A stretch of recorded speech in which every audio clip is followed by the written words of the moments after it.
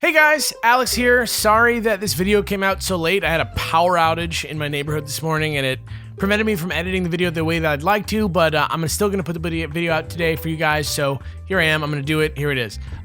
So normally today was going to be the finale of our Kalos starter trilogy, but as we got into the process of making it, we realized a couple things. Namely, one, since we're recording the Let's Play, we haven't been spoiled on the plot of Sun and Moon yet. And I mean, according to my research, ZYGARDE doesn't really enter into the plot of the main game very much, but some of the info I have seen seems to imply some crazy things about the Pokemon world, and more of the lore from Sun and Moon needs to be digested before we can really do this guy justice. I'm just going to go down my list of notes here for you guys. Second, as of this moment, no official word has been given on ZYGARDE's status in VGC 2017. He's not allowed in the championship check on the game, and judging by his base stats alone, it's pretty unlikely that he won't be banned.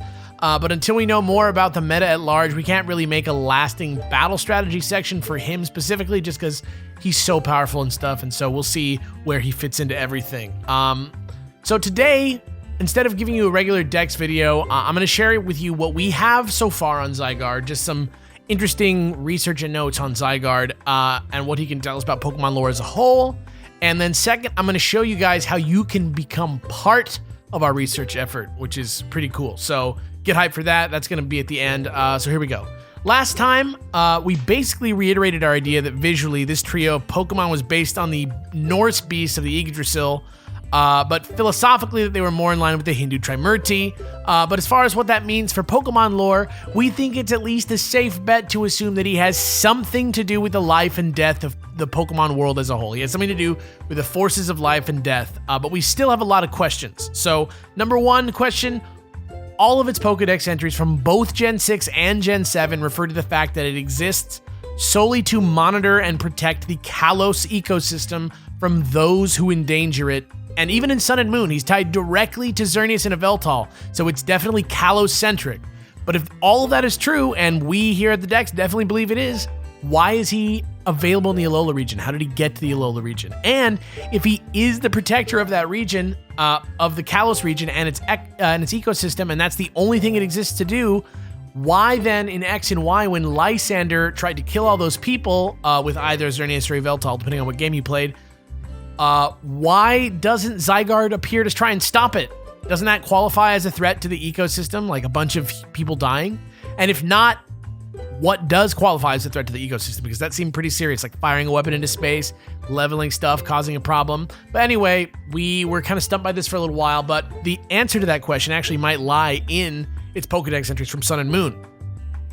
Because if you look at the entry for its complete form, that's the big Mondo Boss Boy form from Pokemon Moon, it states that it's only in this form that it finally has enough power to overwhelm Xerneas and Yveltal, which not only confirms that he's meant to fight them, so like, what's going on, but that he can actually win. So, considering that you only ever see him in his 50% form in Kalos, that's the snake form, maybe the answer to why he didn't show up was because he wasn't strong enough yet, because that 50% form isn't strong enough to defeat Xerneas and Yveltal.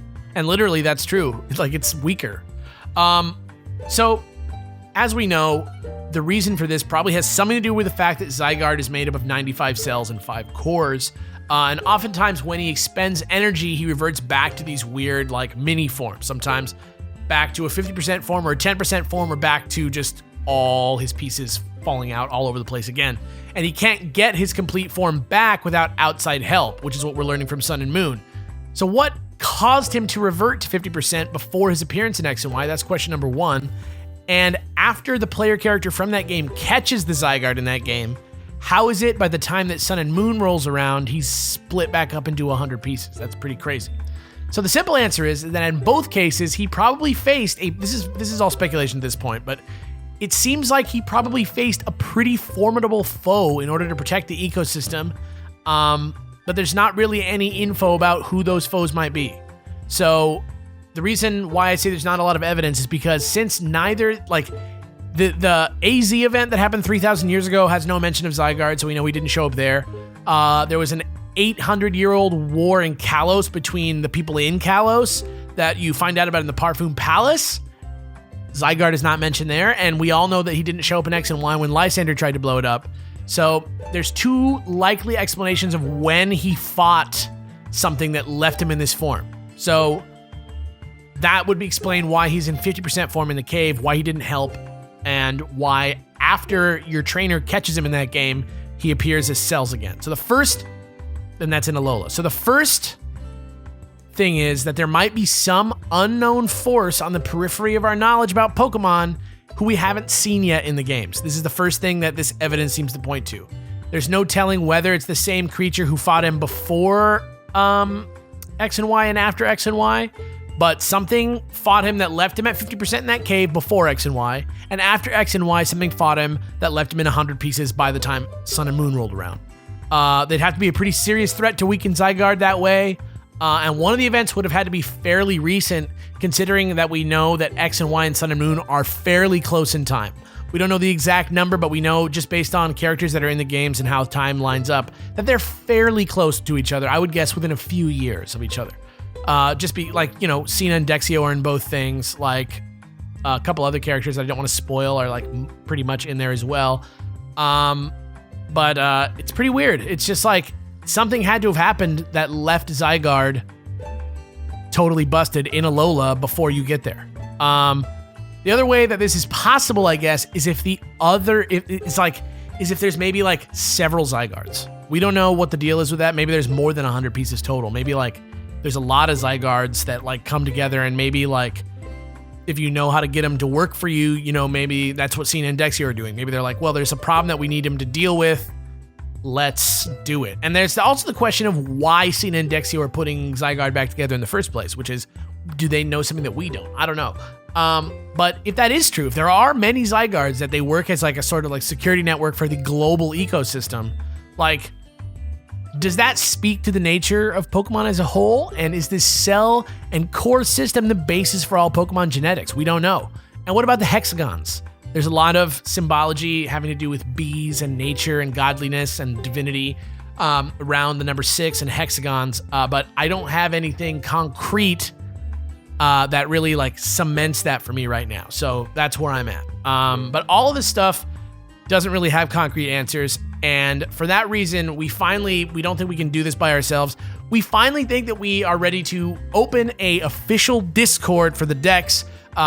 And there's gonna be a channel in there called the Research Institute where everybody can go and hang out and, you know, swap notes about research and coordinate Google Docs and whatnot. And I've also converted our channel email, which is thenationaldex@gmail.com, into a tip line, so you can send tips there as well, because I will now check that. So both that email address and the Discord link are in the description below. Going forward, I hope this can be a great resource. It helps us dig much deeper into Pokemon lore. I want to do some more research-intensive projects in the future, and I'll be going onto the Discord and asking for help in certain things. Me and Kels will be doing that. There's also, you know, you can go and hang out in there and talk about Pokemon and, you know, trade. There's a union room in there, and there's just like a lounge for nerding out in, and there's a voice channel. So thank you for watching. We'll see you on the Discord.